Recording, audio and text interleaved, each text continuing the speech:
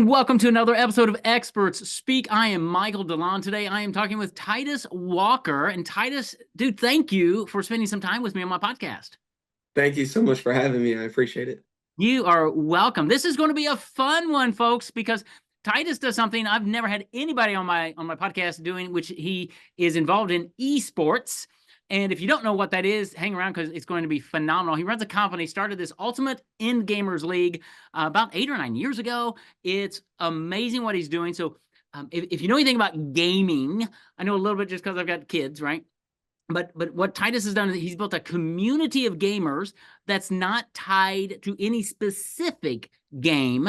And what they're really focused on is mastering the art of gaming and acquiring real life skills. And dude, I can't wait to unpack that because a lot of people my age think gaming is just a waste of time. But I know that there's a lot in it that can benefit. So let's jump into this, Titus. Tell me, man, how in the world did you get doing what you're doing today? Yeah. I started. It was a great recap, by the way. Thank you. I started in real estate, and I would do community building. And so it was development basically, but I call it community building. We'd go in, we'd find a plot of land, and develop it. And we did everything from a 10 home community all the way up to a 2,000 home community. So I Wow. learned really, really well how to position a community, what people were looking for, what type of people meshed really well together, what businesses met with these different communities or different parts of land and stuff like that. And so when I was doing that for 8 years, about 4 or 5 years into it, I started to see the cycles. I did a lot of research on like the cycles of real estate. And I knew that there was a cycle coming that would be a little bit tougher. So I was like, I should probably start to like diversify a little bit. And so I tried a lot of different things, but I've always loved gaming. And so I started looking into the gaming area, and I found that I did a ton of research and found that the average gamer plays 24 games a year. And so then I started looking for competitions that were focused on more games, like, more for the average gamer. And there wasn't one. So I was like, okay, I guess I have to create it. And that was kind of how that all went.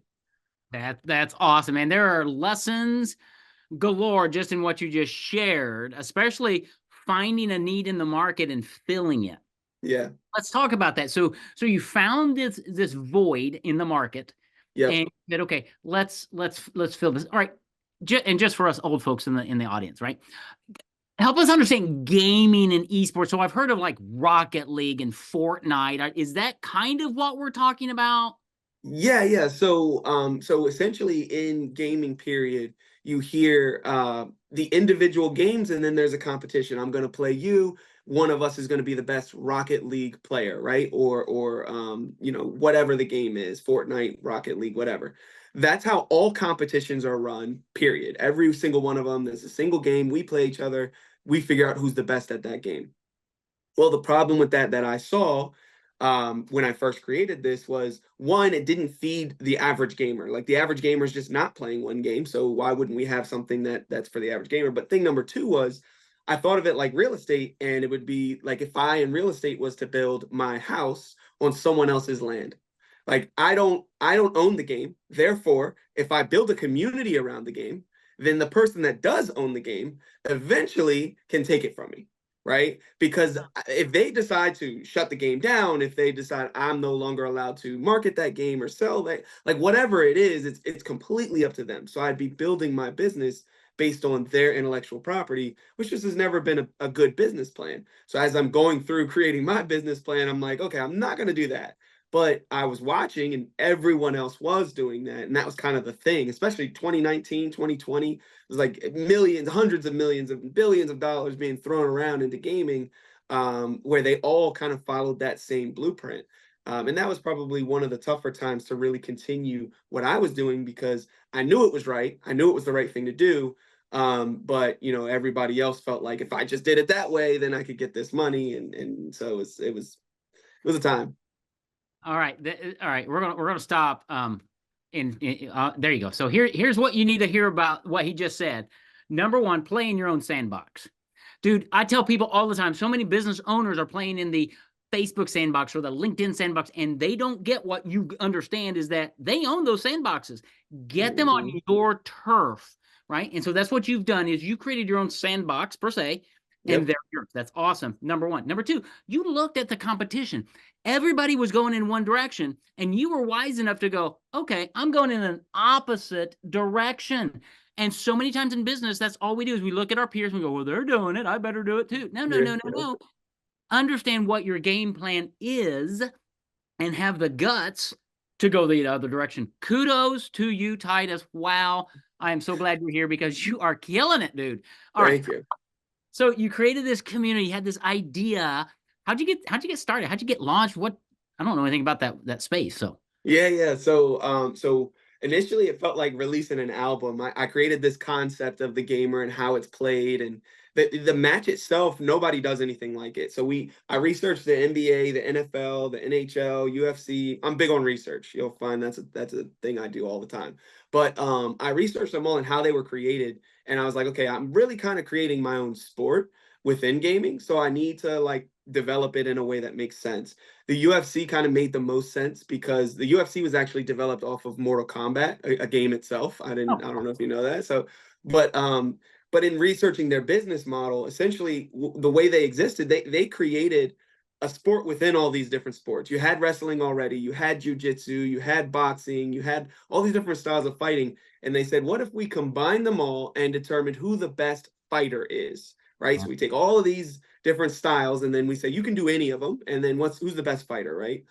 And so I felt like that was the closest comparison. I studied their model, kind of mixed and matched different pieces, and created a way for us to compete in all these different games, but where no game is worth more than the other, and the games can be interchanged, and it's more about the skills within the gaming than it is about the game itself, which allows me to keep control of my community.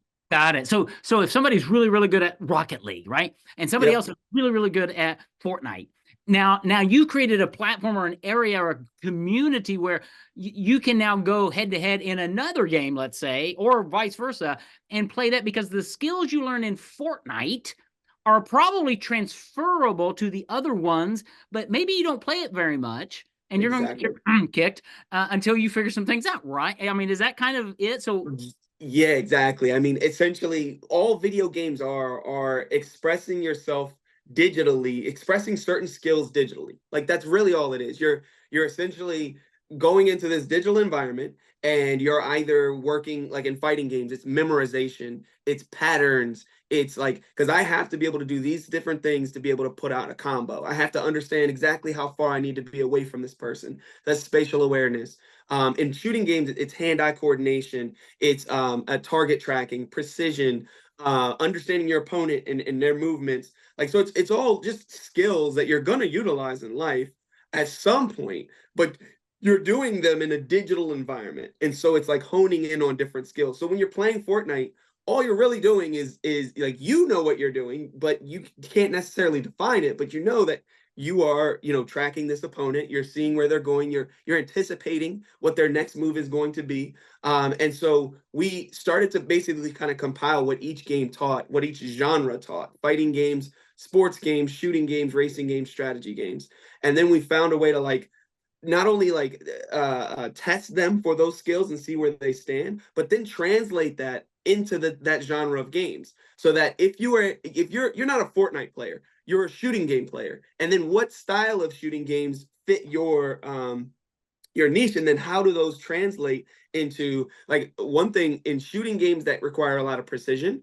The players that play that really well translate into racing games so well because racing games are so precise. And so a game like Valorant will be, if someone's good at Valorant, they're most likely good at F1. It's weird and it's hard to kind of, but that it's reality. Like they're both utilizing the same digital skills.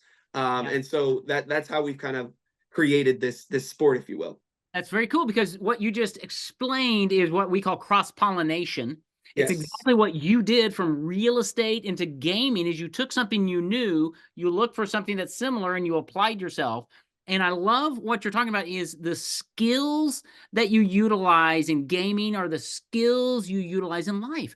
Because Yeah. I'm really convinced that a lot of people are looking down on all these young gamers and going, well, they're just wasting their time. They're just blobs or whatever. Where what you're unveiling for us is, oh no, their brain is going on hyperload just and and if you take somebody who understands that gaming mentality and you place them in a good corporate environment or a business or something that says, here's what we're trying to do. How do we do this? And they're just gonna lock and load because it's the same skill set. Is that what I'm hearing? Exactly. I mean, take a fighting game player and put him in the stock market. What is the stock market? It's just a digital video game. You're literally watching, you're trying to understand what your opponent's going to do next. You want to understand the market. You watch the trends, you follow them, you look at the patterns, right? That's all that is, right? And so you can take somebody that's learning all of these things in a fighting game, translate them into the stock market, and then that person is going to be very well adept to operating within that stock market once they learn the rules, right? And that's really all it is. Each game has its own rules, but you're utilizing the same skills, and so you have to learn the rules, and then you can apply them to that game. Yeah. And so that's what we do. That is very cool. And from a business perspective, then business owners need to be looking to recruit people who have gaming and gaming skills as a positive and Yep. dive into it versus saying, "Oh, you're kind of weird. You're an unsocial person because you're gaming." And what I realize is my 25-year-old son, I love him to death, but I'll call him sometimes and I hear in the background. Yeah. Like, what in the world is that? He's like, oh, I'm gaming with somebody. I'm gaming with my friend over here. And they talk and they have Yeah. more socialization than Yeah. I do sometimes. I mean, that's the cool part about gaming is you're talking with people all around the world sometimes, right? Yep. Yep, exactly. Like it's something that you can enjoy doing, and it's all the same language. You all speak the same language within that game, right? Yeah. So it's such an interesting world to be a part of, and I'm very excited to be a part of this world and be developing something that I love and that I can really enjoy. Yeah. Well, let's talk about the development aspect because you're in year or season. I think you're just closing out season.